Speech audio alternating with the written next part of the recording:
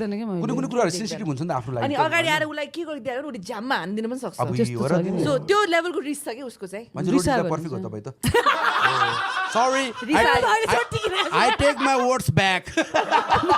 होइन तर अघि भने त्यो सबै कुरामा होइन के सबै कुरामा होइन जहिले पनि होइन तर कहिले काहीँ चाहिँ टिगर त्यहाँ पुग्न दिनु पनि हुँदैन अरू मान्छेले पनि त्यो त एक्सट्रिम लेभलमा एउटा मान्छेलाई पुऱ्याउनु भनेको त्यस नट नाइस नि अनि मलाई चाहिँ अब सोच्नै पर्छ मैले पनि धेरै इन्टरभ्यूहरूमा अब चाहिँ म पनि धेरै सबैमा हुन्छ भन्न थालेँ अब नाइ पनि भन्न सिक्नुपर्ने बेला भयो हामीले एउटा कुरा हामीले म आज एउटा कुरा एकदम ज्ञानको कुरा भन्छु है हामीले चाहिँ एउटा हामी एउटा के भ्रममा रहेछौँ भने नि to be a good person तिमी जहिले पनि पेलिनु दलिनु पर्दैन अरे के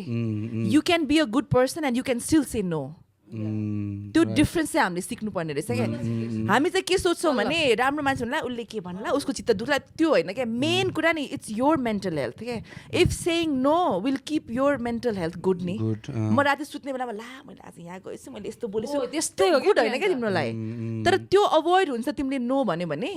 you're still a good person के त्यो एउटा चाहिँ एकदम यो चाहिँ एउटा एडभाइस जस्तै नै हो होइन to be a good person तिमीले सधैँ भन्नु पर्दैन you can say no and you can still be a good person